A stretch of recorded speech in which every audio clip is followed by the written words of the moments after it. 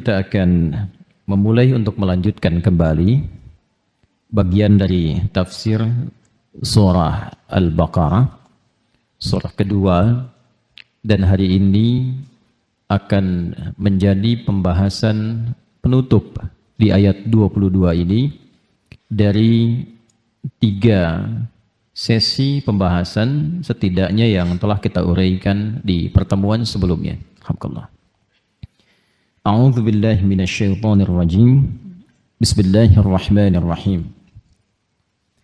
Qala ta'ala: Alladzi ja'ala lakumul arda firasyan was-samaa'a binaa'a wa anzala minas samaa'i maa'an fa akhraja bihi minats thamarati rizqan lakum. Sampai di sini kita di pembahasan yang sebelumnya.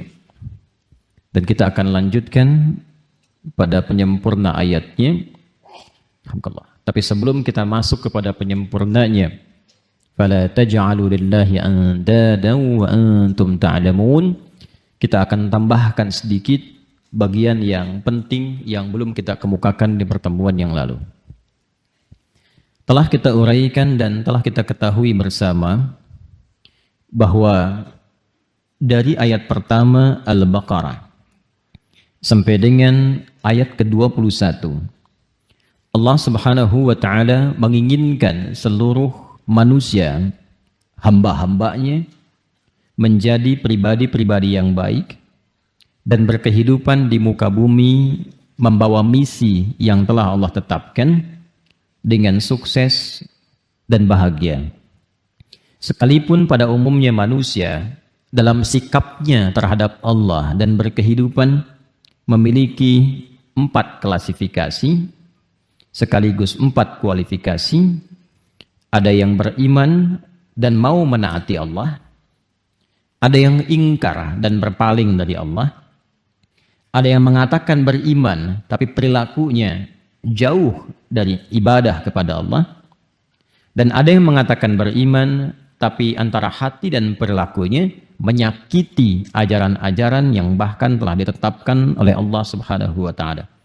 Baik mukmin, kafir, kafar ataupun munafik, seluruhnya sepanjang masih berkehidupan dan nyawanya belum sampai di kerongkongan, Allah dengan sifat Rahman dan Rahimnya menginginkan semua kembali pada jalan kebaikan dan mendapatkan kemuliaan dengan cara menyembah Allah Subhanahu wa ta'ala. Maka di ayat ke-21 kita telah sempurnakan bahasannya dalam bentuk kasih dan sayang Allah Subhanahu wa ta'ala. Allah berfirman, Ya ayyuhan nasu a'budu rabbakumul ladzi khalaqakum walladzina min qablikum la'allakum tattaqun. Hei semua manusia tanpa kecuali, ayo kembali menjadi baik, kembali menjadi saleh. Kesolehan ini akan menghadirkan kebahagiaan dan kesenangan untuk hidupmu dunia akhirat. Maka jalan menuju itu adalah kembali kepada Allah dengan mengerjakan ibadah. Maka sembah Allah, kembali ibadah kepada Allah. Yang Allah Maha tahu jalan kebahagiaanmu itu dengan menciptamu. Karena Allah yang menciptamu, Allah tahu jalannya. Bahkan orang-orang sebelum engkau. Dengan ibadah itu diharapkan engkau menjadi golongan pertama yang meningkat takwanya, dan dengan takwa itu semua harapan kemuliaan bisa engkau raih. Aku siapkan tempat untuk ibadah yang nyaman untukmu, yaitu ketika engkau mendapat misi berkehidupan di ardin. Wa idh qala rabbuka lil malaikati inni ja'ilun fil ardi. Tempatmu di bumi, aku siapkan bumi itu, ardun itu, setiap tempat yang engkau pijak, dimanapun engkau membawa misi itu, nyaman untuk ibadah. Alladzi ja'ala lakumul arda firasya. Tempat yang nyaman untuk ditinggali, nyaman untuk bercengkrama, nyaman untuk berkehidupan. Aku jadikan atapnya tanpa tiang, sehingga tidak menyulitkan bagimu kalau ingin beraktivitas di atas bumi itu. Bayangkan kalau langitnya bertiang, bagaimana pesawat bisa lewat? Ya, maka Allah jadikan langit tanpa tiang, bi ghairi amadin tarawunaha, dihiasi dengan bintang gemintang, asteroid, benda-benda langit yang menjadikan kita nyaman untuk menatap dan merisetnya, serta mendekatkan diri kita kepada Allah Subhanahu wa taala. Lalu aku jadikan keterkaitan antara langit dan bumi memberikan support kehidupan untukmu. Seperti aku turunkan, kata Allah, air dari langit yang turun ke bumi, yang dengan air itu ada beragam tumbuhan dan bebuahan yang bisa engkau manfaatkan sebagai bekal ibadah kepadaku. Konsepnya untuk ibadah, ingat itu ya. Jadi kalau kita makan, sebetulnya tenaga yang dihasilkan dari makanan itu sejatinya untuk dipakai ibadah. Awas, hati-hati cara memahaminya. Jadi kita mencari sekarang pun kebutuhan untuk hidup, itu bagi insan beriman tujuan akhirnya untuk ibadah. Beli pakaian itu bukan hanya untuk model. Ingat ya, apalagi hanya untuk dipamerkan misalnya. Bagi insan beriman itu sudah melewati fase itu. Imannya selalu menuntun perilaku dia untuk melahirkan berbagai perbuatan yang punya nilai manfaat. Jadi kalau pakai pakaian ini manfaatnya apa? Ya, pakai alas kaki manfaatnya apa? Itu dasar pertama. Insan beriman itu tidak pernah berperilaku dan menggunakan apapun kecuali punya nilai manfaat. Itu dasarnya. Jadi kalau ingin makan, manfaatnya apa? Ingin beli sesuatu, manfaatnya apa? Bukan hanya memenuhi keinginan, tapi untuk melahirkan manfaat yang kiranya dengan itu ada maslahat untuk kehidupan kita. Nah, lewat level itu nanti manfaat itu ditarik lebih jauh ke urusan akhirat. Itu yang disebut dengan ibadah. Jembatannya disebut ibadah. Nah, kalau hanya masuk pada level manfaat di situ saja, itu manusia yang belum beriman pun bisa mendapati visi itu. Tapi bagi insan beriman tidak. Semua yang terkait dengan manfaat pun bukan hanya dunia, tapi tarik jauh sampai ke akhirat. Ini yang menjadikan iman, kalau sudah bersanding dengan takwa, maka visinya sampai ke akhirat. Ini yang dimaksud dengan surah Al-Hasyr. Surah 59 ayat 18 itu. Ya ayyuhalladzina amanu taqullaha wal tanzur nafsum ma qaddamat lighad. Ghad di situ yang dimaksud akhirat. Hei semua orang beriman, tingkatkan takwamu kepada Allah dengan skema ibadah itu. Di semua kegiatan yang mungkin kita bisa lakukan. Dan kita harus punya visi, kata Allah. Menyiapkan ibadah itu untuk persiapan akhirat. Besok kalau kita pulang. Kan bahasa kita selalu begitu ya. Besok kalau kamu pulang bagaimana? Ya kan? Nah ini yang dimaksudkan. Orang beriman, insan beriman itu visinya mesti jauh. Makanya saya sering katakan kalimat ini. Manusia itu kalau sudah beriman itu pasti cerdas. Karena berpikirnya selalu panjang. Dan selalu punya penataan untuk beraktivitas. Kalau kita mau lebih jujur lagi untuk belajar dengan benar. Bahkan waktu sholat pun membimbing kita. Bagaimana cara kita beraktivitas. Contoh begini misalnya. Waktu sholat pertama yang kita tunaikan namanya apa? Halo? Sholat tidak ini? Huh? Baik, tidak ada perbedaan pendapat di kalangan para ulama tentang waktu sholat ini. Ya? Baik, apa nama waktu sholatnya yang pertama? Subuh. Nama lainnya apa? Fajar. Perhatikan. Ini satu-satunya saya sering katakan waktu sholat yang disebut dengan dua nama. Disebut dengan fajar dan disebut dengan subuh. Fajar itu untuk respon keimanannya. Jadi iman kita itu kalau mendengar panggilan yang telah Allah tetapkan, itu nanti ada konfirmasi, konektivitas dengan jiwa. Ini yang dimaksud Al-Anfal ayat kedua itu yang sering saya katakan, sering saya kutip ya. Innamal mu'minuna alladzina idza dzukirallahu wajilat qulubuhum. Ciri insan beriman yang sejati itu kalau disebutkan nama Allah ada getaran dalam jiwanya. Jadi ketika dibacakan, diperdengarkan Allahu akbar, suka ada suasana tertentu di jiwa kita kan? Nah, itu yang dimaksud wajilat qulubuhum. Nah, saat kita tidur pada umumnya lalu mendengar suara adzan, dalam keadaan tidur pun kan menghujam ya pada diri kita itu. Dan membawa kita untuk bangun kan? Pernah merasakan itu? Nah, pancaran dari tubuh kita yang merespon itu untuk bangun, itu namanya pancarannya fajar namanya.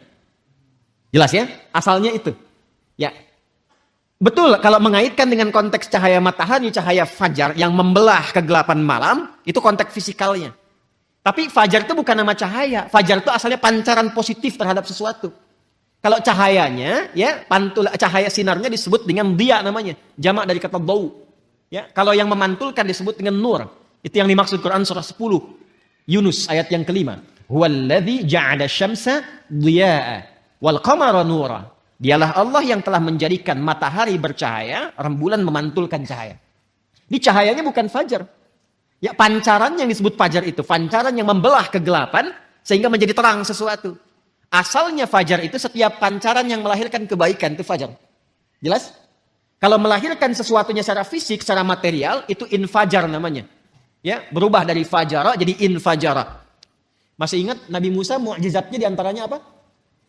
Tongkat kan? Ya, tongkatnya. Tongkat beliau kan ketika dipukulkan ke batu, ada 12 suku waktu itu. Meminta kepada Nabi Musa, mohonkan kepada Allah supaya keluar mata air. Tapi kami pengen 12. Pengen 12, supaya masing-masing dapat satu. Ya, jadi Masya Allah tuh ya. Ya, Alhamdulillah kita dikasih satu kan masih bisa berbagi ya. Ya, umat dulu tuh pengen 12, nggak mau katanya. Setiap satu mesti mendapatkan satu. Maka Nabi Musa dengan izin Allah diperintahkan oleh Allah, ya, diperintahkan pukulkan tongkat kayumu ke batu itu. Itu ada di Al-Baqarah ayat 60 kisahnya. Ya, Quran surah 2 ayat 60, paling kanan di pertengahan. Wa idzistasqa Musa liqaumihi faqul nadrib bi'asakal hajar. Ketika Musa memohon kepada Allah supaya ada mata air untuk kaumnya itu yang ada 12 suku, maka dengan keagunganku kata Allah, aku perintahkan pukulkan tongkatmu yang kayu ke batu itu. Karena tongkat Nabi Musa bagian dari mu'jizat, walaupun kayu dipukulkan ke batu, batunya yang hancur. Maka fajarat infajar, bukan fajarat. Tuh, lihat diksi Al-Qur'an, begitu jelinya. Kalau bukan firman Allah mustahil begini. Ya, kita kalau ngaji bahasa Arab dan memperdalam, saya mempelajari bahasa Arab spesialisasi di situ untuk memahami bahasa Al-Quran. Dan dulu para ulama demikian, Al-Imam Asy-Syafi'i puluhan tahun belajar bahasa itu untuk memahami Al-Quran. Kemudian dipakai ke Quran, ke fikih dan sebagainya. Ya, walaupun awalnya aktif di bahasa, kemudian beralih ke fikih untuk memahami Quran dan hadis-hadis Nabi Muhammad SAW. Di sini fajarat infajar, bukan fajarat. Fajarat min husnata asyrata aina. Maka memancarlah 12 mata air. Itu infajar. Jadi kalau fajar itu pancarannya, kalau mengalirkan sesuatu yang fisikal disebut dengan infajar. Kenapa sholat pertama disebut dengan fajar? Bukan hanya cahaya mentarinya yang membelah kegelapan malam, tapi saat itu ada respon dari tubuh kita yang positif. Merespon seruan dari Allah yang disampaikan atau dikumandangkan oleh muadzin. Jadi di hati kita itu ada 2 pancaran. Pancaran keburukan dari provokasi setan disebut dengan fujur. Ya, pancaran kebaikan dari jiwa takwa disebut dengan fajar namanya. Ya, wa nafsi wa ma sawaha fa alhamaha fujuraha wa taqwaha. Karena itu salatnya disebut salat fajar. Waktu saat cahaya matahari membelah kegelapan malam dan di saat itulah hati kita merespon seruan keimanan tadi. Jelas? Itu yang dimaksud Quran surah ke-17 Al-Isra di ayat ke-78, ya. Di paling kiri sebelah pertengahan, ya. Aqimis salata liduluki syamsi ila ghasaqil laili wa qur'anal fajr. Inna qur'anal fajri kana masyhuda. 1. Tapi dia juga disebut dengan salat subuh. Ya, subuh. Subuh itu tidak disebutkan dalam bahasa Arab kecuali menunjuk pada awal mula aktivitas yang tertata. Jadi kalau kita ingin mengawali sesuatu yang tertata dengan baik, itu disebut subuh namanya. Karena itu alam saat mulai kita akan mengalami di waktu pagi, kan mulai aktivitas kan? Ya, matahari mulai terbit kan? Akan ditata aktivitas kan? Dengan teratur, Allah yang menatanya, Rabbul Alamin. Maka tataan awal alam pun itu disebut dengan subuh. Permulaannya disebut dengan tanafus. Kata dasarnya disebut dengan tanafas. Buka surah At-Takwir ayat 18. Was-subhi idza tanaffas. Paham? Ya. Dan demi waktu subuh itu saat memulai aktivitas, pada saat itulah aktivitas masih ditata dengan baik. Karena alam pun mulai menata aktivitas. Coba lihat, kalau kita keluar subuh, yang keluar karbon dioksida atau oksigen? Oksigen. Ya. Burung mulai berkicau. Ayam sebelumnya berkokok. Semua memulai kan? Ya kan? Segala sesuatu yang tertata dengan baik, terukur, itu turunan kata dari kata asbah. Waktunya disebut dengan subuh. Makanya kalau orang Arab bertanya begini, kaifa asbahta ya akhi?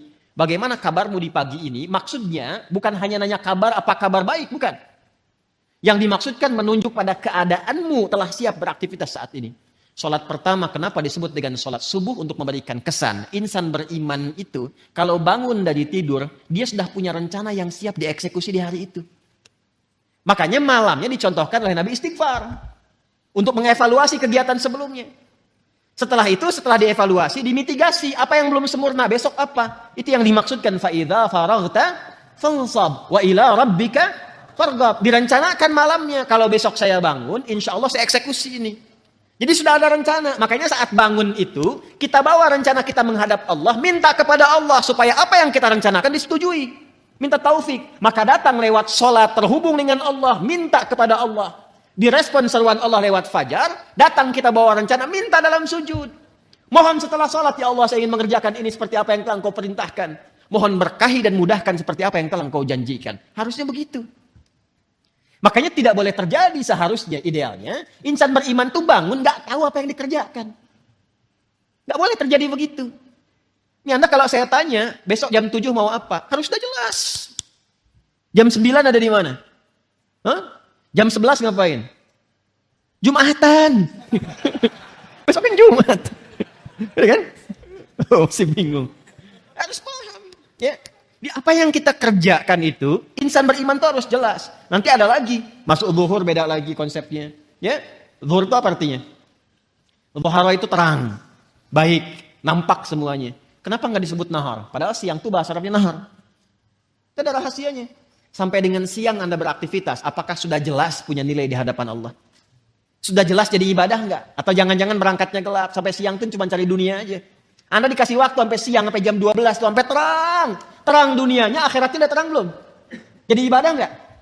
Anda yang kuliah berangkat pagi itu, ba'da subuh, sampai ke kampus. Jadi ibadah nggak tuh kuliah? Jadi di Islam itu semua punya makna. Tidak ada satu ibadah pun. Bahkan namanya yang tidak punya makna. Itu tidak ada. Semua punya arti. Nah sekarang kalau kita kembali ke sini, kata Allah saya desain semuanya sempurna. Ajarannya jelas, maknanya jelas, tafsirnya jelas, contohnya dulu jelas. Hasil dari pekerjaan itu pun jelas. Semua orang yang mengikuti petunjuk di era Nabi, masuk Islam, dikerjakan semua petunjuk Nabi dengan benar, semua sukses. Tunjukkan pada saya siapa sahabat Nabi yang benar-benar sahabat yang gagal dalam hidupnya. Gak ada. Karena sahabat itu definisinya, yang hidup di era Nabi, di masa Nabi, melihat Nabi, beriman pada Nabi sampai wafat. Hidup di masa Nabi, melihat Nabi, beriman pada Nabi sampai wafat. Cari siapapun orang yang memenuhi kriteria ini, kecuali mereka akan sukses di semua bidangnya. Siapapun itu. Nah sekarang semua contoh itu telah dikumpulkan. Qurannya ada. Ini Anda pegang mushafnya. Hadisnya lengkap. Berapa banyak ulama sekarang mengumpulkan kitab hadis. Al-Bukhari, Muslim, kitab Sunan Abu Daud, At-Tirmidzi, Musnad Imam Ahmad, Mu'jam At-Tabrani. Ada semuanya. Ya. Kemudian miniatur sejarahnya ada di sirah. Anda bisa kumpulkan tokoh-tokohnya. Ada yang perempuan sahabiat, ada yang laki-laki. Pekerjaannya apa? Yang pebisnis ada, diplomat ada, birokrat ada, panglima ada. Levelnya tinggi. 12.000 sahabat Nabi, 38 panglima. Satu kemampuan panglimanya bisa menaklukkan Persia Romawi. Dan itu dibikin bab sendiri itu. Kalau kita ngaji itu dapat itu. Nah, maka ketika semua sudah disiapkan kata Allah, perhatikan. Ini yang paling indah. Ini yang mau saya sempurnakan. Wa anzala minas samai ma'an fa akhraja bihi minats thamarati rizqan lakum. Saya ingin sempurnakan kalimat dari tafsir rizqan lakum. Semua itu kata Allah, desain yang aku siapkan, kenyamanan untukmu, ketenangan untukmu, langit yang indah itu, beragam buah-buahan yang kau nikmati untuk ibadah itu, rizqan lakum. Adalah rizki untuk kalian. Apa itu rizki? Ini, ya kalau kita memahami ayat Quran secara benar, maka tidak ada satupun kalimat yang keluar di lisan kita, kecuali fabi ayyi ala'i rabbikuma tukadziban. Semua yang Allah kasih itu untuk kebahagiaan kita. Untuk kenikmatan kita, kebahagiaan kita, ketenangan kita. Bahkan semua untuk kita. Ibadah pun balik ke kita. Kenyamanan, ketenangan. Bahkan ketika diciptakan pun kata Allah itu rezeki buat kamu. Jadi sebenarnya gak ada beban dari Allah itu untuk kita. Gak ada beban. Ketika diberikan ujian pun itu jawaban dari harapan kita. Kan kadang kita meminta sesuatu kan. Lalu Allah berikan jalan, pintunya. Nah pintu itu yang kita lewati itu. Tapi kalau buka pintu, maaf, itu ada pintu di sana, saya di sini. Mungkin gak saya keluar dari masjid kalau gak saya lewat situ? Itu ada pintu di sana, saya ada di sini. Saya ingin keluar dari masjid ini. Mungkin nggak saya bisa keluar kalau saya nggak jalan ke situ? Nggak mungkin.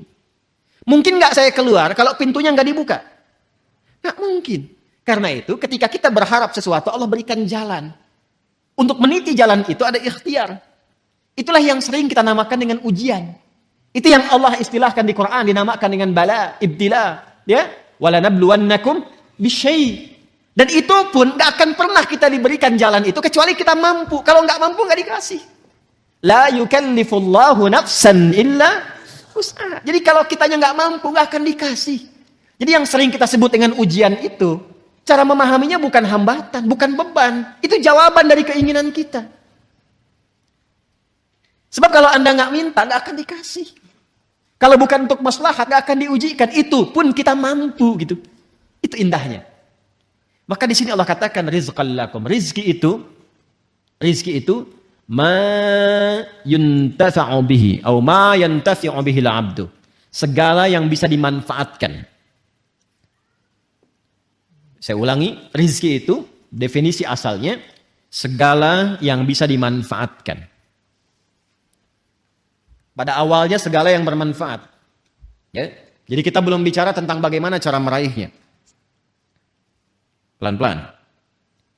Jadi asalnya semua yang kita bisa manfaatkan, yang telah Allah siapkan, itu disebut dengan rizki nama umumnya. Paham? Baik. Kalau gitu saya namanya rizki bisa dimanfaatkan. Sudah, tahan sebentar. Pertama, sudah kita definisikan segala yang bermanfaat atau bisa kita manfaatkan. Lalu apa wujudnya? Dan bagaimana cara mendapatkannya? Saya akan turunkan beberapa ayat agar mudah kita memahaminya. Nanti kalau sudah masuk ke ayat itu, barangkali kita tidak akan urai lagi atau kita hanya ingatkan dengan singkat. Pertama, hukum rizki, Allah telah tetapkan aturannya. Saya ulang, hukum rizki Allah telah tetapkan aturannya sebagai berikut. 1. Ada rizki yang dikhususkan bagi setiap hamba dan tidak akan tertukar. Ada rizki yang dikhususkan pada setiap hamba dan tidak akan tertukar. Kuotanya pas. Ya. Dan ini ditetapkan sejak ruh ditiupkan. Tepatnya sejak usia 4 bulan dalam kandungan. Jadi begitu usia 4 bulan dalam kandungan, Allah perintahkan malaikat untuk menuliskan ketetapan rizki yang telah Allah tetapkan untuk hamba itu. Dalilnya hadis Nabi SAW yang paling ringan aja ya, yang sering dibaca, Al-Arba'in An-Nawawiyah, coba ya. Karya Al-Imam An-Nawawi. Bisa di googling juga, klik Al-Arba'in, hadis nomor 4. Hadis nomor 4, riwayat sahabat Abdullah bin Mas'ud radhiyallahu ta'ala anhu. Qala an Abi Abdurrahman Abdullah bin Mas'ud radhiyallahu ta'ala anhu. Qala Rasulullah sallallahu alaihi wasallam, inna ahadakum yujma'u fi batni ummihi 40 yawman nutfah. Alhamdulillah. Thumma yakunu mithla dhalika 'alaqah.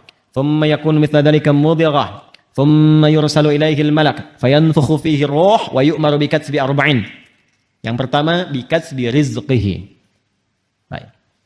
Sungguh setiap kalian akan dibentuk dalam perut ibundanya. Setiap anak Adam yang tercipta, ada proses dulu berlangsung di perut ibundanya. 40 hari pertama proses perpaduan antara spermatozoa dengan ovum. Berproses. Kemudian 40 hari yang kedua berbentuk alaqah. Zigot mulai menempel di dinding rahim, ada proses yang kedua tahapannya. 40 hari ketiga, 120 hari, usia 4 bulan, mulai berbentuk mudghah. Seperti daging keratan yang sudah mulai ada bentuk. Usia 4 bulan ini, 120 hari, Allah perintahkan malaikat untuk meniupkan roh. Jadi 4 bulan dalam kandungan, roh ditiupkan. Lalu diperintahkan untuk menetapkan 4 hal. Dari 4 ini, ketetapan yang pertama adalah bikatbi rizqihi. Menetapkan rizkinya dari mulai ia saat itu berkehidupan sampai wafat. Ya, sampai dengan wafat. Ingat ya. Jadi ini yang tidak akan tertukar.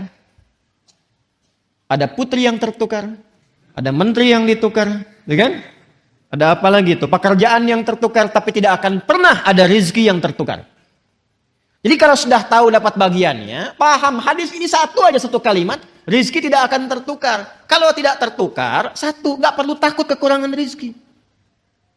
Karena setiap kita itu sudah dijamin sampai wafatnya. Yang kedua, awas hati-hati, bukan jenis rezekinya.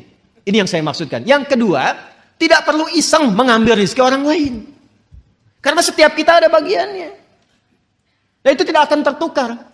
Jadi Allah tuh menjaminnya begini misalnya. Saya spidol aja lah, saya contohkan. Atau madu boleh lah. Wah nih. Lihat baik-baik. Ini si A, ini si B. Jelas ya? Bagian ini telah tetap nih. Misal, ini 100 juta. Jelas? Yang ini pun misal 100 juta. Walaupun ketetapan Allah ini sifatnya gaib ya, sesuai dengan maslahat. Kadang-kadang yang ini cuma 1 juta. Kadang-kadang demikian. Ya. Asi keluar tuh, pakaian masuk, harganya 1 juta, meninggal misalnya. Bisa jadi demikian. Ya. Ada yang 1 triliun, ada yang macam-macam sesuai dengan kemaslahatan hidupnya yang ditetapkan oleh Allah untuk membuat dia lebih dekat dengan Allah. Tinggal manusianya memanfaatkan itu atau tidak. Ini 100 juta contoh, ini pun 100 juta contoh. Ini hukumnya masing-masing sudah dapat bagian. Dan hukumnya tidak akan tertukar. Karena tidak akan tertukar, maka rezeki di sini pun nggak akan bertambah, nggak akan berkurang. Tetap aja 100 juta. Paham nggak? Jadi kalaupun ngambil ke sini misalnya 10 juta, 100 juta, ngambil 10 juta, nambah nggak? Kalau hitungan manusia matematika nambah 10 juta, jumlahnya 110 juta. Tapi tahukah Anda, sebetulnya bagian rezekinya tidak akan bertambah. Tetap ketika dia telah mengonsumsi 100 juta, meninggal. Yang 10 jutanya nggak akan pernah dia bisa pakai. Tapi dia hanya membawa dosa 10 juta dari yang ini. Dan 10 juta ini akan dibalikan ke sini, akan kembali ke sini. Akan balik itu ya dengan cara-cara yang berbeda. Tapi ini akan menyimpan dosa 10 juta kalau tidak dia tobati dan tidak dia kembalikan, ini akan dia bawa sampai hari kiamat. Paham nggak? Nah, nanti rizki-rizki ini aturannya sangat indah. Jadi kalau kita sudah paham seperti ini, nggak usah iseng mengerjakan perbuatan-perbuatan tercela. Jadi kalau kita benar cara memahami Qur'annya, nggak ada pencurian. Ya, nggak ada penipuan. Sebab itu hanya buang-buang waktu dan menyulitkan hidup saja. Makanya kan kadang-kadang langsung dibuktikan di depan pandangan kita. Orang korupsi kan, ngambil harta orang kan, ditangkap misalnya oleh penegak hukum. Setelah itu kena TPPU misalnya diambil lagi semua, dibalikin lagi. Itu contoh dunianya. Paham nggak sampai sini? Kalau sudah mengerti, tidak boleh ada satupun yang belajar dengan saya melanggar ketentuan ini. Hindari, hati-hati. Ajak-ajakan untuk mencuri, menipu, korupsi dan sebagainya jauhi. Siap? Karena hakikatnya perbuatan menyimpang itu hanya akan menyulitkan diri sendiri. Tidak akan menambah sesuatu. Jadi kalau Anda mau kumpulin pun sampai 100 triliun, apa kira Anda akan hidup sampai mengonsumsi itu? Belum tentu. Ya, kadang-kadang saya heran juga pada orang-orang yang demikian. Ya, kumpulin, makannya tetap 3 piring juga sehari. Kadang-kadang yang paling kasihan makan cuma 1 piring dibatasin lagi. Iya kan? Ya, karena faktor-faktor tertentu bukan yang positif. Jelas. Nah, itu satu. Yang kedua, Allah telah menetapkan itu semua dengan ketentuannya sejak di alam langit. Itu ada di Quran surah ke-51 ayat 18. Quran surah ke-51 ayat 18. Wa fis samai rizqukum wa ma tu'adun. Ayat 22, maaf, 18 untuk istighfar, 22-nya untuk rezeki. Quran surah 51 ayat ke-22. Wa fis samai rizqukum wa ma tu'adun. Ada ayatnya? Paling kanan. Wa fis samai rizqukum wa ma tu'adun. Perhatikan cara membacanya. Wa fis samai rizqukum wa ma tu'adun. Dan di langit itu rizqukum telah ditetapkan rizki kalian. Allah telah tetapkan bahkan sebelum kita terlahir. Paham? Yang tadi saya sampaikan. Wa ma tu'adun, dan segala yang dijanjikan. Maksudnya apa? Terkait dengan rizki ini pun, ini pasti Allah janjikan ketika engkau pun dalam kandungan sampai terlahir, tu'adun dijanjikan oleh Allah akan diberikan sesuai dengan batas hidupnya. Batas hidup itu yang disebut dengan ajal namanya. Ingat ya? Batasnya disebut apa? Ajal. Ingat, ada umur, ada ajal, itu berbeda. Batasnya disebut dengan ajal. Karena itu dalam hadis tadi, antara rizki dengan ajal itu beriringan. Bikatsbi rizqihi wa ajalihi. Allah memerintahkan malaikat sejak anak berusia 4 bulan dalam kandungan ibundanya ditetapkan rizki yang bersamaan dengan waktu berkehidupannya, ajalnya. Misal ya. Misalnya ditetapkan ajalnya 60 tahun. Maka rizki yang Allah tetapkan pun ditetapkan untuk kebutuhan selama 60 tahun ini sampai wafat. Kalau sudah tiba ajalnya, maka selesai rizkinya. Ya, wafat kembali kepada Allah, nggak bisa maju, nggak bisa mundur, tetap di sini. Sesuai dengan waktunya, sesuai kuotanya. Itu ada di Quran surah ke-7, Al-A'raf ayat 34. Walikulli ummatin ajal. Fa idza jaa ajaluhum la yastakhiruna sa'atan wa la yastaqdimun. Semua umat yang berkehidupan di bumi, bukan 1-2 orang. Allah telah tetapkan batas hidupnya. Kalau sudah tiba ajalnya, batas hidupnya selesai, maka tak bisa dia mohon untuk diundurkan atau bahkan dia ingin dimajukan. Selesai sesuai dengan ketetapan. Jelas? Nah, rezeki yang Allah tetapkan itu, ini sesuai dengan ajal. Cara mengisi ajal, itu yang disebut dengan umur namanya. Di umur cara kita mengisi dengan ajal itu batas usianya. Paham? Nanti lain waktu kalau sudah masuk ayat tentang umur, baru saya terangkan apa itu umur ya. Nah sekarang, rizkinya ditetapkan di langit. Kita diberikan tugas di mana? Di bumi, al-ard. Ini dia. Dijanjikan oleh Allah, diturunkan ini, diberikan kepada kita. Kita hidupnya di sini, rizki ditetapkan di langit, diturunkan di bumi. Baik ya, sekarang kita di mana? Di Masjid Al-Ihsan. Bumi kan luas. Ya.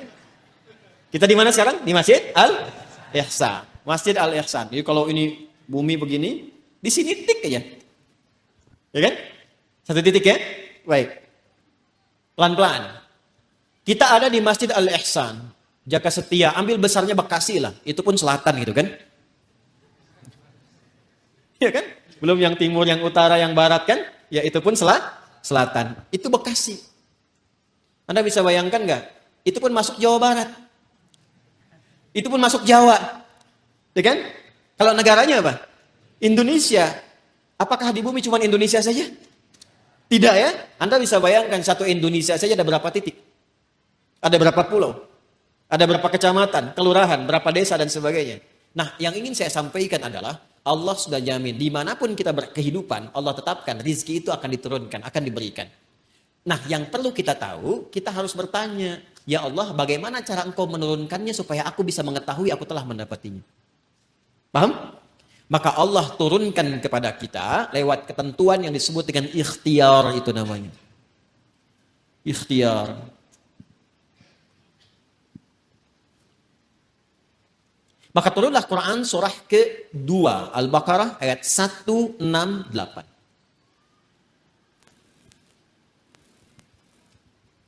Paling kanan sebelah bawah. Sudah? Ini hukum umum. Bagi siapapun manusia di muka bumi yang berkehidupan, ini hukumnya. Kalau ingin dapatkan rezeki, ini ada caranya. Ini yang umum dulu ya. Yang umum dulu. Ya ayyuhan nasu. Ada?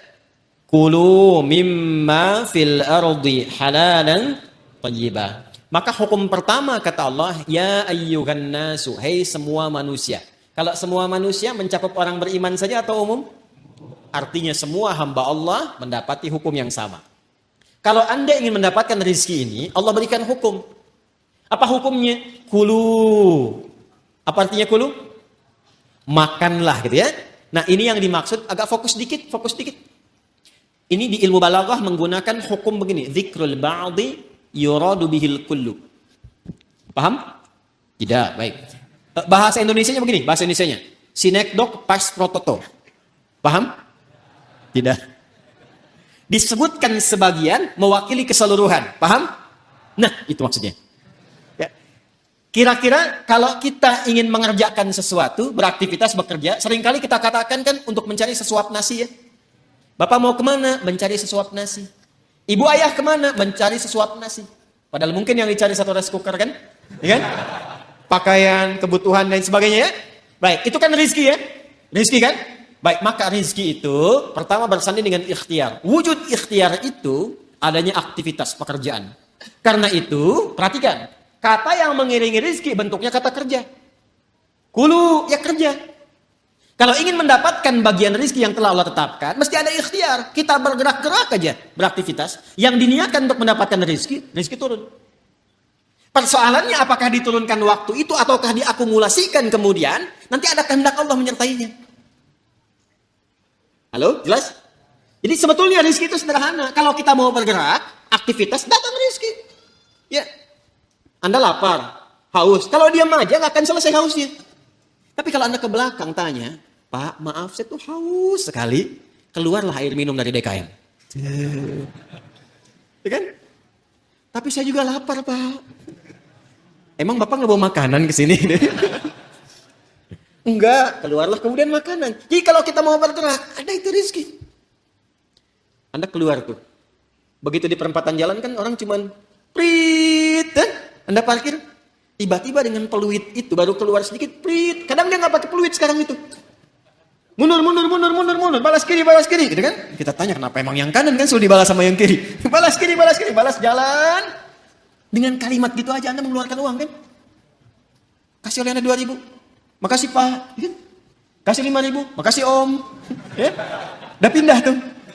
Kasih 10.000. Makasih Bos, gitu kan? Ya kan? Kebayang ya? Jadi kalau kita mau bergerak, sebetulnya rezeki itu turun. Hanya nanti ada yang diakumulasikan, ada yang diberikan seketika. Ada yang sifatnya akumulatif. Sebetulnya hasil ikhtiar Anda hari ini, cuman mungkin diberikannya besok. Pernah nggak Anda cari pekerjaan? Bahasa manusia ditolak di sini, tolak di situ, tolak di sini. Pernah ya begitu ya? Tapi tiba-tiba setelah seminggu, 2 minggu, 1 bulan, Anda mendapatkan pekerjaan yang tawaran gajinya di luar ekspektasi Anda. Pak, mau nggak nih? Ada peluang 9 juta.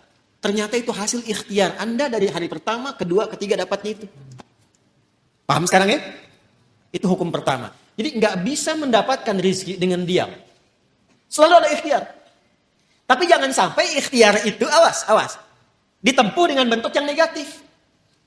Atau didapatkan dengan cara ikhtiar misalnya, maaf, ya, bukan dalam gerak yang positif. Negatif itu kan bisa maksiat, ya, atau pengertian yang kedua tidak bergerak sehingga sakit. Dengan sakit itu rezeki datang. Paham nggak? Anda nggak minum sampai sakit, tuh kan? Nah, begitu sakit, tiba-tiba datang orang nengok, bawa buah, gitu kan? Bawa makanan. Jangan diikhtiarkan dengan sakit untuk mendapatkan itu.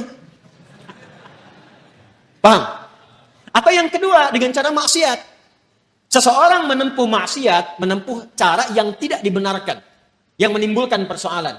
Sesuatu yang menimbulkan persoalan, kemudian persoalan itu bisa diurai sehingga lurus kembali, keadaan yang lurus, benar, gak ada soalnya, itu disebut dengan halal namanya.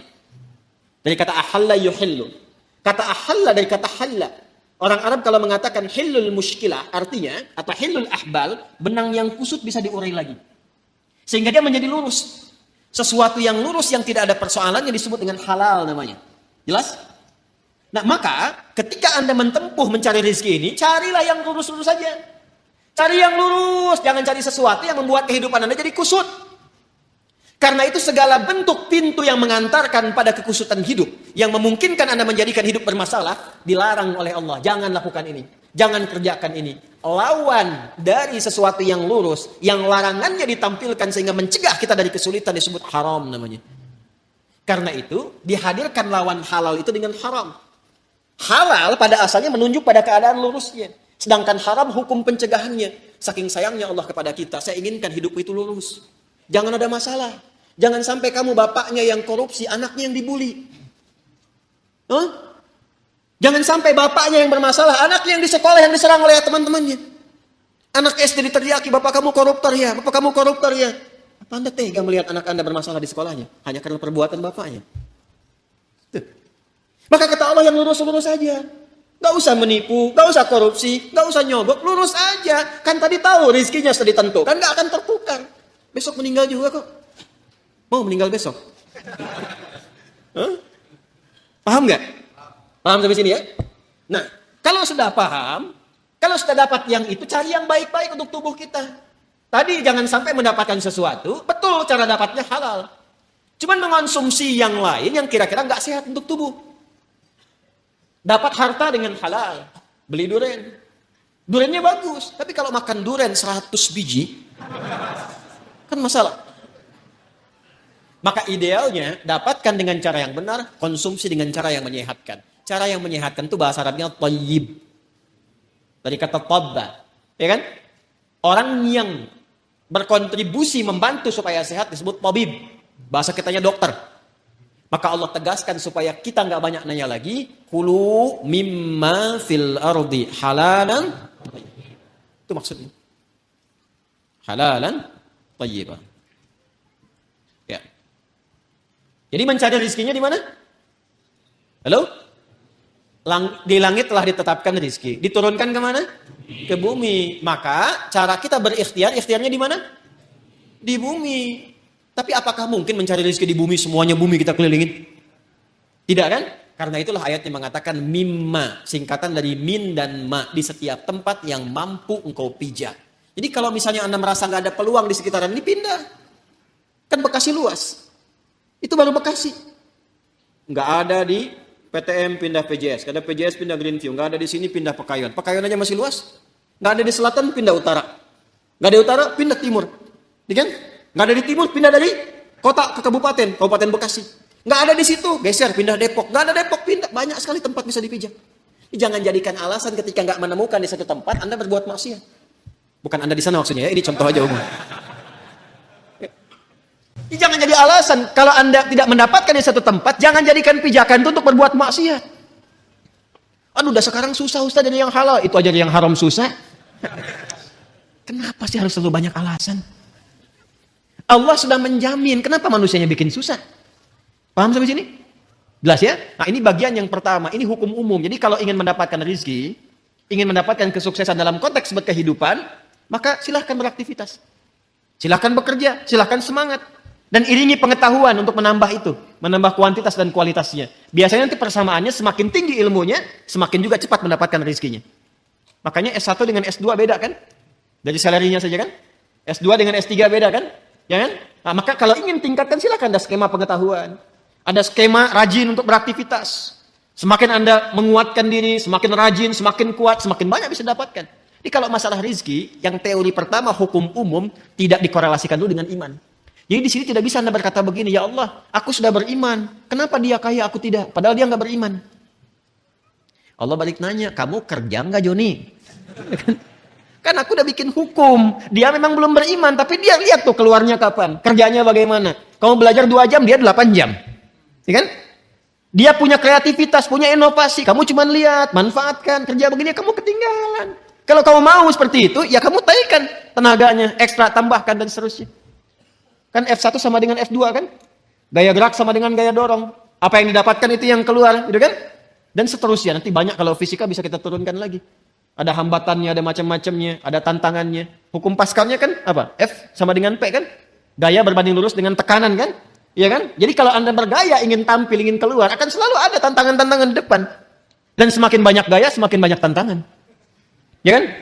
Semakin banyak gaya, semakin banyak tantangan. Semakin ingin bergaya, semakin banyak tekanan.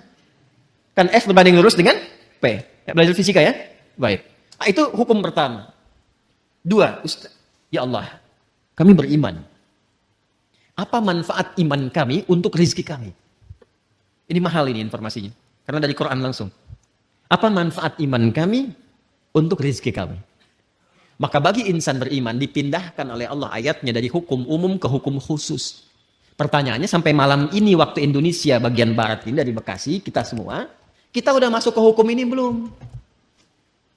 Pertanyaannya begini, kita beriman tidak? Beriman. Sekarang Allah turunkan hukum khusus bagi insan beriman yang tidak berlaku umum. Kalau kita ikuti, maka terjawab pertanyaan kita, ya Allah, apa manfaat iman kami kepadamu yang hubungannya dengan rezeki? Ya. Dampak iman kami terhadap rezeki apa? Maka diturunkanlah ayat 172 di surah Al-Baqarah itu. Yang tadi 168 sekarang pindah ke 172. Paling kiri agak ke atas sedikit ya. Maka yang tadi ya ayyuhan nasu, yang ini ya ayyuhalladzina amanu. Sudah beda ya? Yang Al-Baqarah 168 ya ayyuhan nas. Al-Baqarah 172 ya ayyuhalladzina amanu. Jelas? Hei semua yang telah menyatakan dirinya beriman. Kulu, tetap sama dulu. Ikhtiarnya sama. Jadi bukan berarti sudah beriman gak ada ikhtiar. Tetap, kamu pun kalau sudah beriman, tetap hukum ikhtiar berlaku, kata Allah. Yang nggak bisa, ya Allah, asyhadu an la ilaha illallah, asyhadu anna Muhammadar Rasulullah. Jatuh emas 10 kilo dari langit, boom. Nggak begitu. Tetap ikhtiar, kulu, kerja juga. Tapi perhatikan cara bekerjanya insan beriman. Ini yang ingin saya maksudkan. Dan ini bukan sesuatu yang menghasilkan keluhan.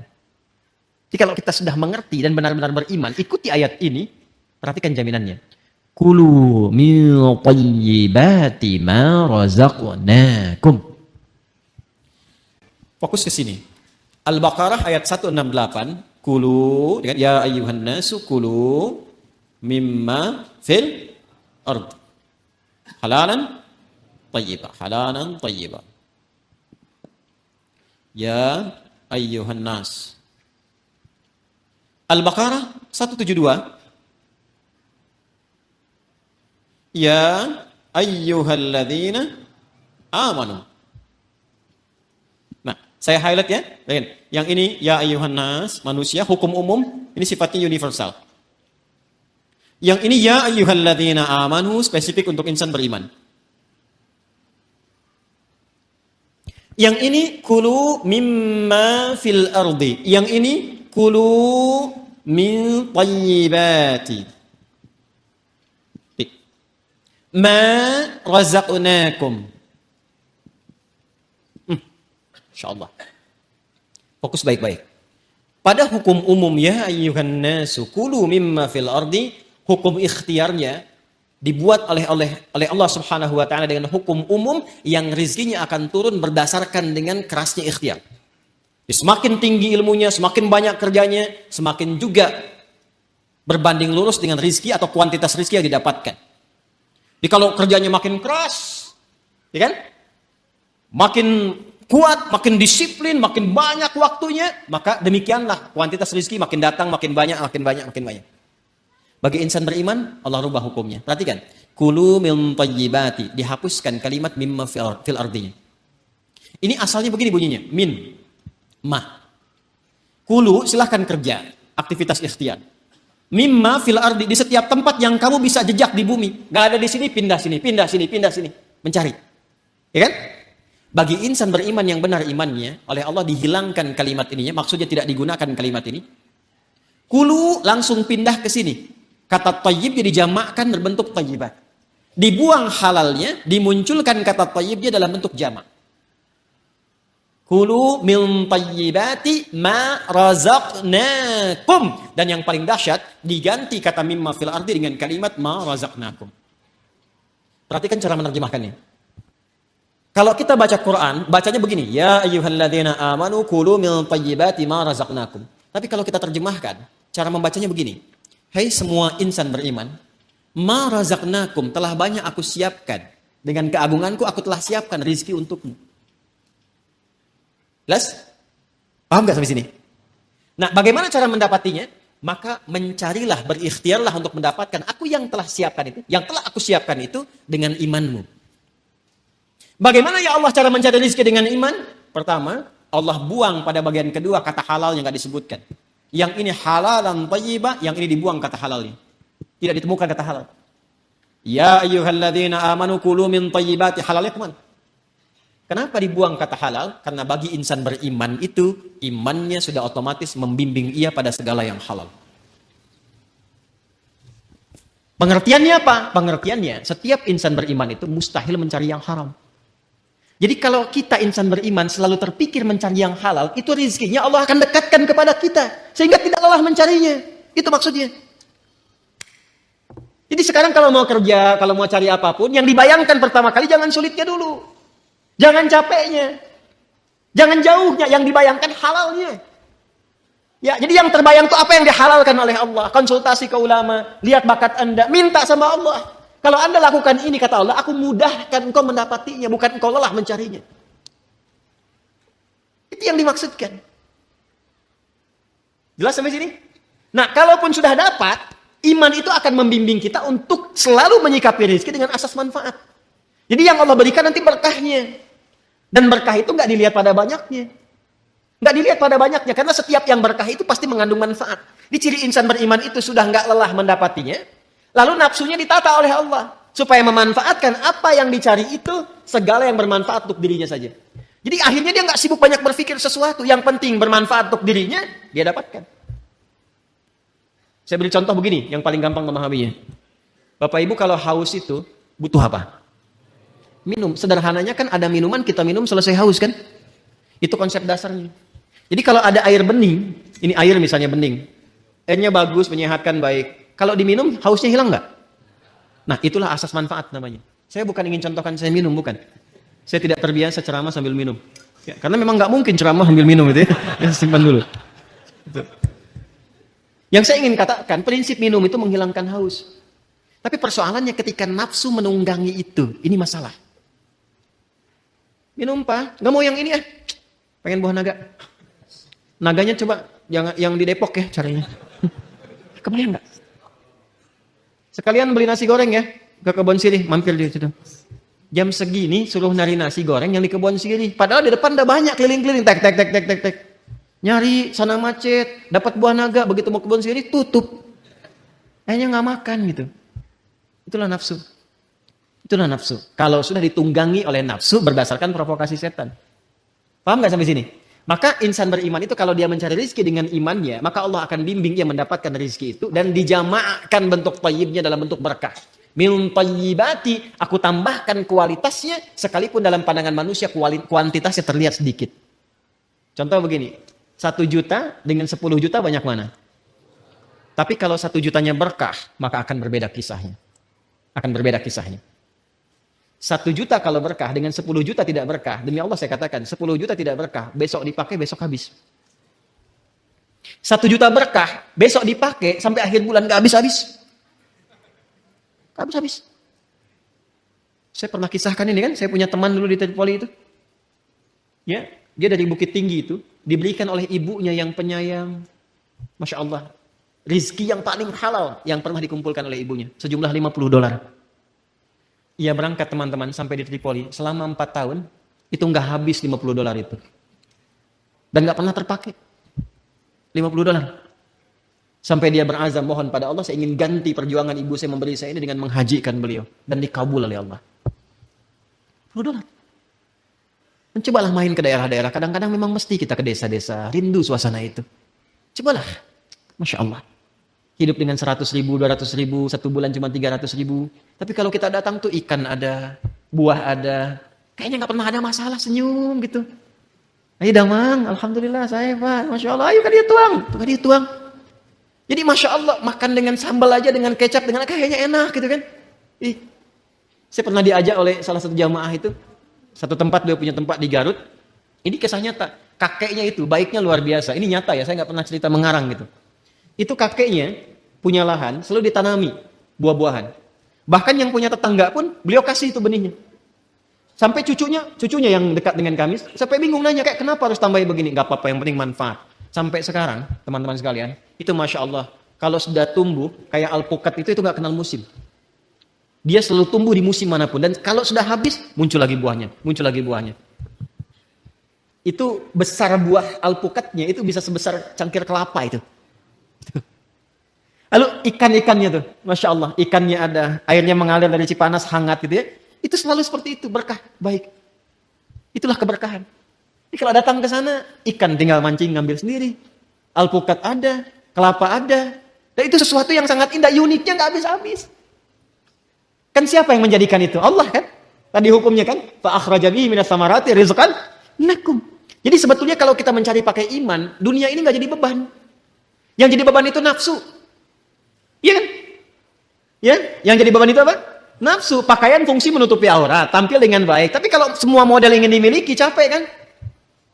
Cuman sekedar beli daster harus ke Paris. Padahal Citayam mungkin banyak gitu kan?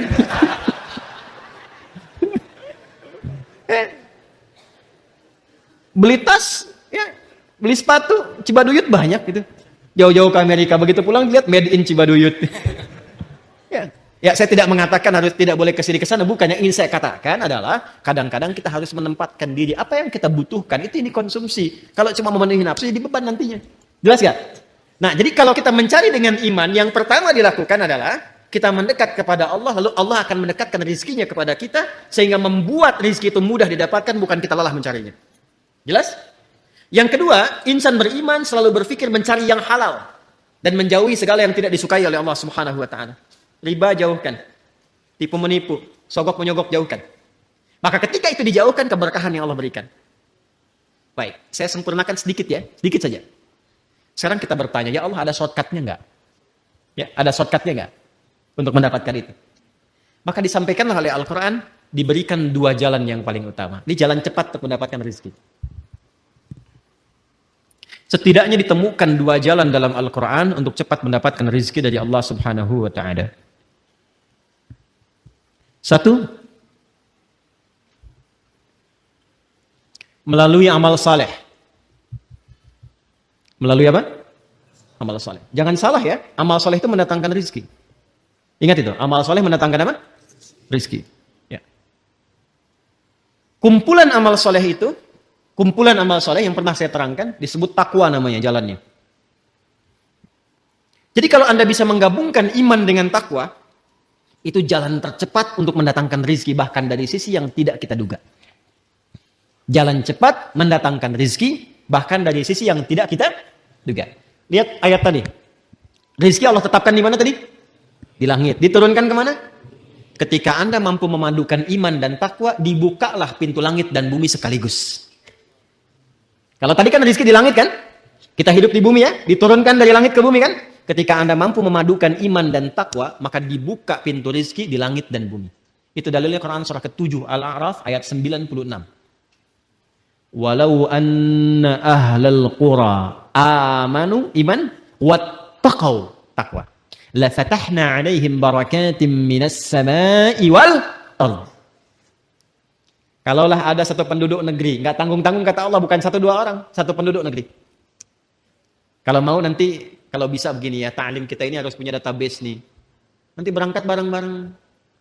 Siapa yang dari Tangerang, kumpul bareng-bareng bikin grup, berangkat sama-sama. Gak apa-apa. Yang dari Citayam, Bojongkoneng, sini datang sini apa? Cari angkot sini kan? Ya kan? Belajar, ngaji bareng-bareng. Nanti Anda praktekkan di tempat itu, kumpul bareng-bareng, praktekkan, tingkatin iman, tingkatin takwa, ke masjid sama-sama, ibadah sama-sama. Apa yang terjadi? Kata Allah, la fatahna 'alaihim barakatim minas sama'i wal ardh. Pintu berkah di langit dan di bumi dibuka. Karena itu kalau sudah takwa, kaidahnya sudah lompat, bukan nas lagi, bukan ya ayuhan nas lagi, bukan ya ayuhan ladina amanu lagi. Sekarang kaidahnya khusus untuk insan muttaqin.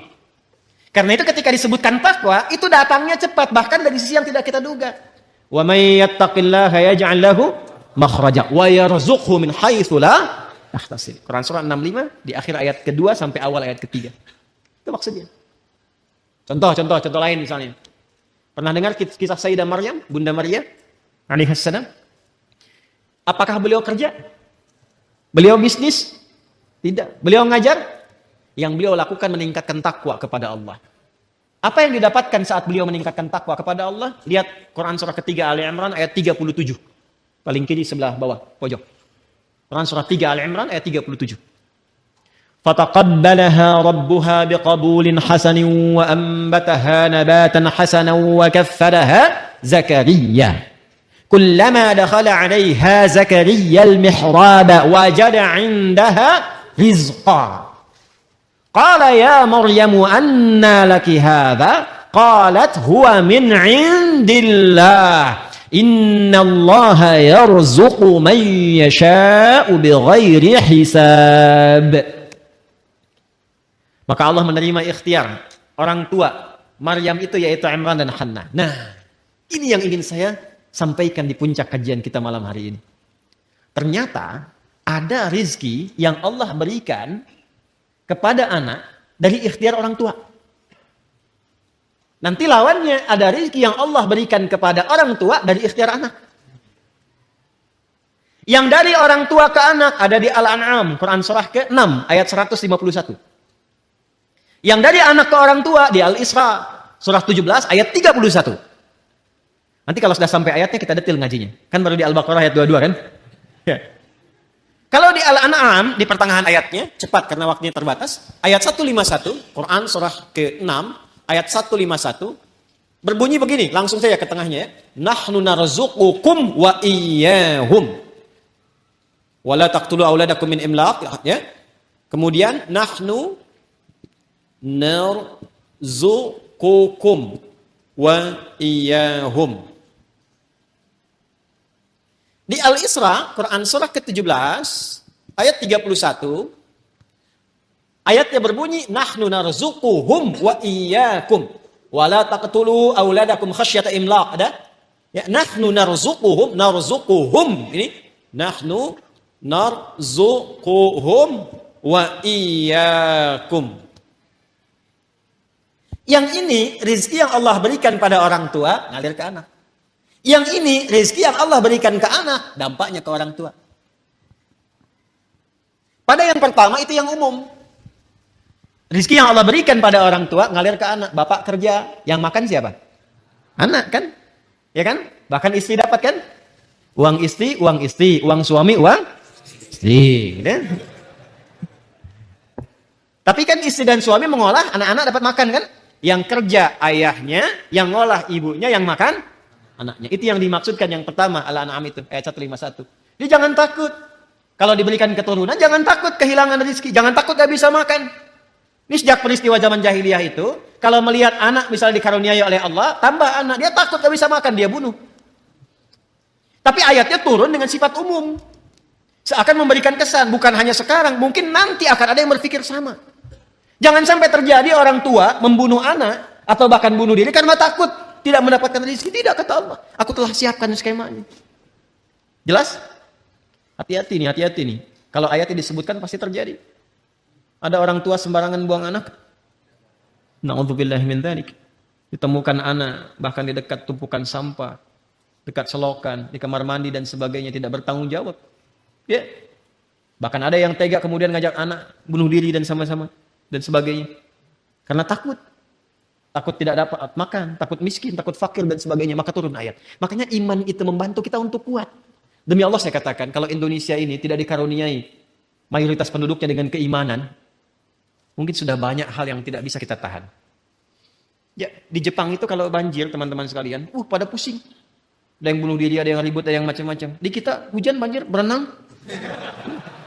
Nggak susah. Ya. Alhamdulillah, kita santai-santai aja kan. Ya kan? Baik, Masya Allah gitu. Indonesia tuh luar biasa lah pokoknya. Segala bisa jadi ada kan. Ya kan? Anda pergi ke Eropa sana, orang nyembeli kambing, kepalanya dibuang. Di kita, masak. Di sop, ya. Ya, kambing itu kambing guling, kambing bakar, kambing macam banyak tuh menunya. Kepala ikan dibuang, di kita dibikin bumbu baru. Ya kan? Apa aja pokoknya tuh. Ya, apa aja jadi ya. Makan nasi nih. Nasi. Sudah nggak cocok. Besoknya sudah nggak bagus. Jemur kering. Jadi apa? Rengginang. Rengginang udah bosan, ganti lagi jadi apa lagi? Gipang kan? Ya kan? Semua tuh bikin bubur, bikin ini, pokoknya top lah Indonesia tuh. Ya. Tapi iman itu membuat kita lebih kuat. Ya, lebih kuat. Makanya kalau kita beriman jangan takut, Pak. Kerja, aktivitas saja. Allah kirimkan. Yang bikin repot tuh kalau nafsunya banyak. Makanya didik anak itu untuk mendapatkan berkah. Jangan dididik anak mendekatkan kepada nafsu. Kalau dididik mendekatkan kepada nafsu, nanti tuntutannya ke orang tua tinggi. Ya, anak Umar bin Khattab itu anak presiden.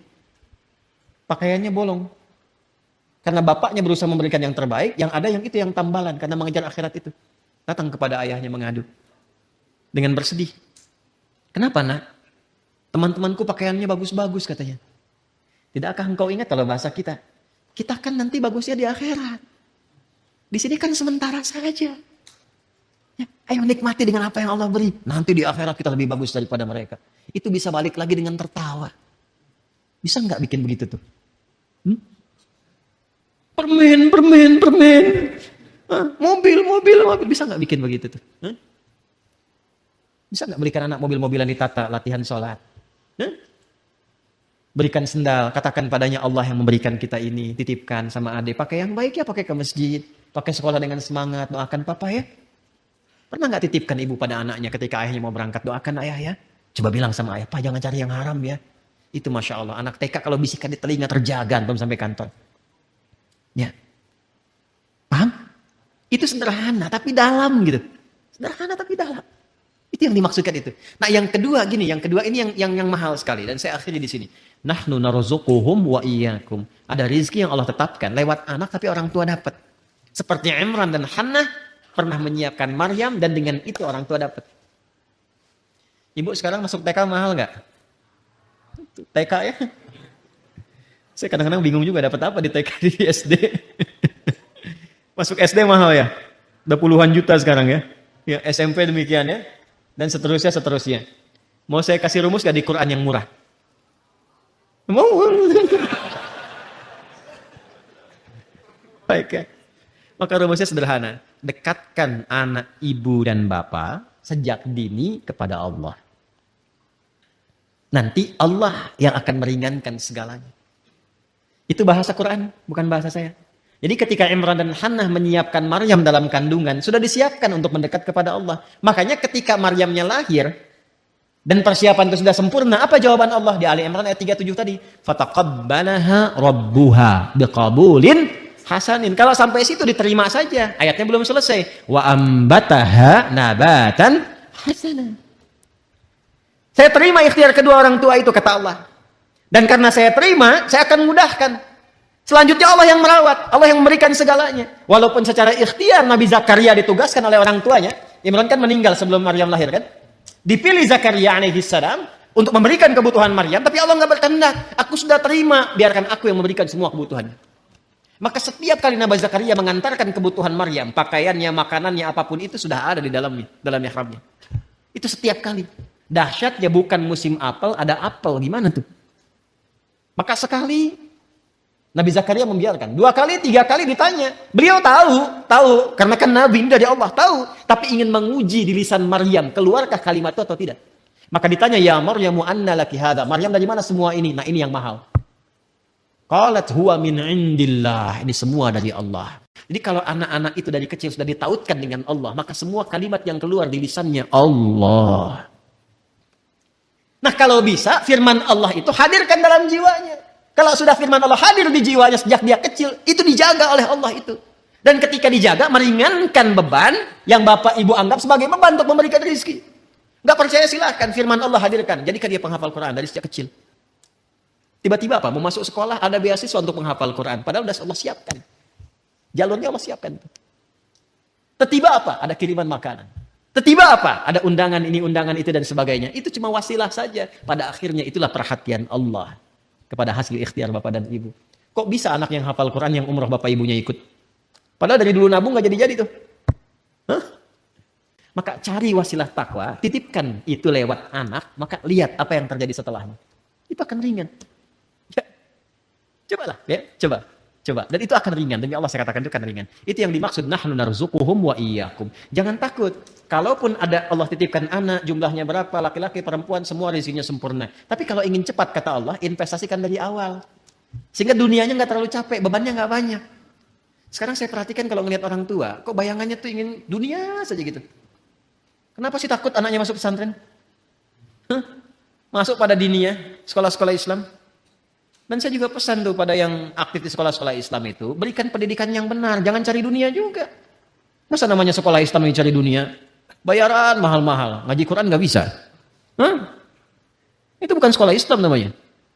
Ajarkan sholat dengan benar, ajarkan Quran dengan benar, jangan cari profit dunia. Gak apa-apa mendapatkan bagian dari rezeki dunia, tapi akhirat itu utamakan. Jangan sampai bayarnya lebih mahal dari sekolah umum, tapi akhiratnya nggak dapat. Itu hisabnya besar sisi Allah Subhanahu Wa Taala, karena bawa nama Islam. Mohon maaf gitu. Ini mengingatkan saja. Paham? Alhamdulillah. Baik, ini yang dimaksudkan. Nah, kalau kita umum ingin cepat mendapatkan itu, nanti rajin baca Quran. Contoh, ini malam apa? Besok hari apa? Nah, ada ibadah apa? Udah pasti kan? Malamnya Jumat, harinya Jumat, sholatnya sholat. Kebanyakan pada saat Jumat, cuman sholat Jumat saja. Padahal di Jumat itu Allah telah terapkan skema memudahkan rezeki. Kan ayat Jumat itu, surah Jumat kan 11 ayat, bukan cuma 1 ayat. Kenapa ngajinya ayat 9 aja, 10-11 yang nggak dibaca? Coba deh buka Quran surah Al-Jumu'ah, surah 62, ayat 9 sampai 11. Jangan cuma 9 aja. Kalau 9 cuma kewajibannya. Ya ayyuhalladzina amanu idza nudiya lis-salati min yaumil jumu'ati fas'au ila dzikrillahi wa dzarul bai' dzalikum khairul lakum. Baik. Teruskan, jangan cuma sampai sini. Ayat 10, fa idza qudiyatis salatu. Tuh. Itu skema ikhtiarnya. Ya, fantashiru fil wabtaghu min fadlillah. Tahan sampai situ dulu. Ayat 11 yang baca. Itu bagian rizkinya. Ikhtiar ayat 10, rizkinya ayat 11. Wa idza ra'au tijaratan aw lahwan faddu ilaiha wa tarakuka qa'ima. Qul ma indallahi khairum minal lahwi wa minat akhiri. Wallahu khairul raziqin. Kan ayat 11 ditutup dengan kalimat Allah yang terbaik yang memberikan rizki. Apa kaitan Jumat dengan rizki? Jadi ternyata datang Jumat itu bukan hanya duduk, mendengarkan khutbah, kadang-kadang ngantuk, sholat, lantas pulang. Bukan cuman itu. Memang kalau begitu gugur Jumatnya, kewajiban gugur. Tapi fadilah Jumat yang banyak gak dapet. Apa yang diantara yang banyak itu? Ternyata ada kaitan dengan kemudahan rizki. Kata Allah tuh kalau Anda datang Jumat, kenalan. Siapa yang duduk samping kanan kiri Anda itu? Ya, berkenalan. Setelah itu apa? Saling mengisi dalam kebaikan. Sebelum menyebar tuh tanya-tanya dulu. Anda mahasiswa, sedang ada tugas apa? Kenalan, mungkin ketemu dosen pakar tertentu, dibantu. Anda sedang cari peluang, belum punya pekerjaan. Mungkin yang datang itu yang bos perusahaan tertentu, sedang cari peluang macam-macam. Anda sakit, belum bisa berobat, mungkin ketemu dokter. Itu kan rezeki. Ke rumah sakit baru daftar udah bayar, ketemu dokter langsung kasih resep. Kadang-kadang saya anterin ke rumah obatnya. Indah kan? Makanya nggak pernah terjadi kalau Jumatan di masa Nabi, kecuali semua selesai kebutuhannya. Jumat itu Jumat solusi. Makanya disebut Jumat. Jumat itu bukan cuma kumpul. Kalau kumpul di lapangan juga kumpul. Halo? Di SCBD kumpul tuh. Di stadion kumpul. Lu apa bedanya dengan Jumat? Halo? Kenapa saya sebut SCBD jadi pada ketawa? Ya. Jumat itu kan seakar dengan kata al-jam'u, sifatnya Jum'ah. Yang kumpul al-mujtama' al-islami. Yang dibahas as-syu'unul ijtimaiyah. Ya artinya apa? Datang, duduk, kenali siapa yang datang, kemudian setelah itu perhatikan semuanya. Itulah Jumat. Ya kalau dapat begitu, ibadahnya enak, nyambung dengan Allah, diberikan akses, rezeki dapat. Makanya kata Allah kalau udah dapat akses begitu, menyebar kalian setelah Jumat. Cari keutamaan yang telah Allah titipkan. Jadi kalau aksesnya sudah banyak, linknya sudah banyak, telepon sana sini, kerja disatukan, dapat rezeki tambahan. Halo? Jadi kan? Ya, bangun itu. Jadi Islam itu kalau dipraktekkan, makanya jangan hanya simpan Islam di aspek ritual saja. Islam itu ada di sosial, Islam itu ada di pekerjaan, ada di kantoran, ada dimanapun yang bisa kita praktekkan dalam kehidupan. Itu yang dimaksudkan rizqal lakum. Paham ini? Ya kalau sudah paham, Allah baik tidak? Allah sayang tidak? Baik. Kalau yang ada yang menyayangi kita, ada yang baik pada kita, boleh nggak kita kecewakan? Boleh nggak kita khianati? Maka Allah tegaskan, fala taj'alu lillahi andada wa antum ta'lamun. Kalau sudah paham itu semua, aku baik, aku perhatian, aku siapkan kebahagiaan, kesenangan untuk kalian, maka jangan sekali-kali kalian mengkhianati aku, kata Allah. Jangan jadikan apapun dan siapapun seperti serupa denganku. Andada jamak dari kata naddan.